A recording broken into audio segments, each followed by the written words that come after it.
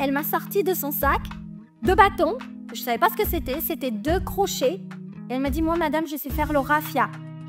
Tout a commencé par une rencontre pour le moins inattendue, une rencontre qui a changé le paysage de l'industrie de luxe à Madagascar. Cette rencontre a eu lieu entre Farhana Goulamali et une femme qui venait postuler pour un poste de garde d'enfants. Je sortais d'une situation un peu difficile, compliquée, j'avais plus du tout confiance en moi. Et je me suis dit, il faut que je retravaille, il faut que je sois indépendante. Donc ça commence par faire garder ma fille. Et j'ai organisé des entretiens pour recruter une nounou. Et j'ai eu plein de femmes qui se sont présentées à moi, dont une première femme qui m'a beaucoup touchée. On fait le raffia dans ma famille depuis des années. Moi, je ne savais pas ce que c'était. Elle m'a dit, vous savez quoi, madame, je viens demain avec 2 copines et je vous montre.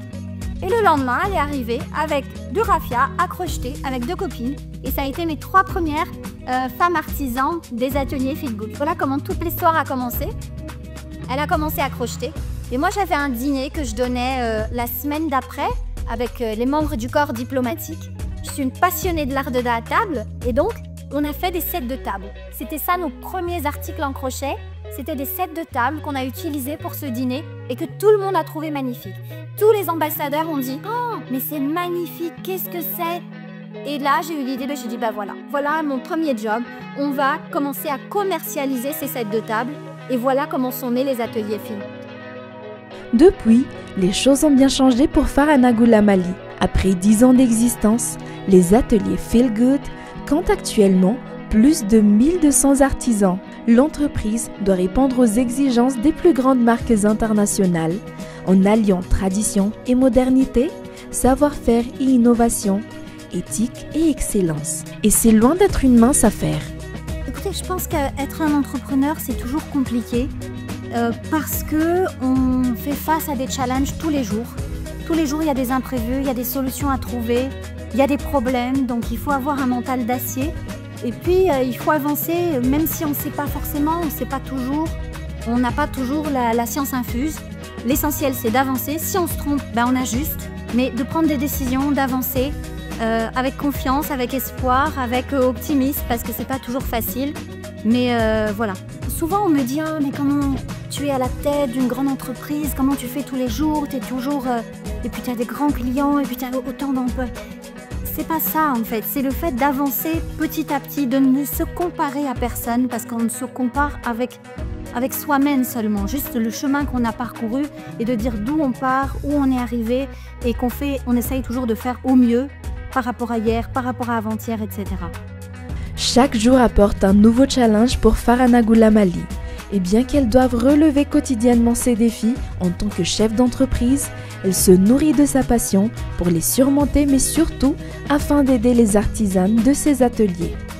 Je suis humaine, je suis totalement imparfaite, j'ai aussi des peurs, j'ai aussi des blocages, des angoisses, des blessures, mais je continue d'avancer. J'ai la chance de travailler avec une équipe merveilleuse, d'être passionnée de ce que je fais. Je pense que c'est mon moteur principal. C'est la passion, c'est l'envie de faire briller Madagascar sur la scène internationale parce qu'on a des talents extraordinaires à Madagascar et je veux que ces femmes soient mises en avant, je veux qu'elles soient mises en lumière, je ne veux pas qu'elles soient cachées derrière parce qu'on produit pour des grandes marques de luxe à l'international, mais je veux que ça soit dit au monde entier que ces jolis sacs qui se retrouvent sur l'avenue Montaigne, eh bien ils sont faits par nos talents madagasques, ils sont faits par nos mains d'or parce qu'elles méritent ça. Ça c'est la première chose. Et puis c'est très important pour nous, dans l'esprit Feel Good, de dire ok, ces femmes-là qui ont un talent extraordinaire, je veux qu'elles aient réellement une vie jolie, une merveilleuse vie, embellie en tout cas du mieux qu'on peut. Derrière chaque création, il y a les mains d'or, mais il y a aussi des histoires et des destins qui se transforment. Pour pouvoir continuer, Farhana Goulamali lance un projet de centre de formation au métier d'art. Objectif, former plus de 500 femmes par an en leur donnant un savoir-faire d'excellence et une opportunité d'insertion professionnelle. Oui, alors ce centre de formation, c'est un joli projet qui nous tient vraiment à cœur.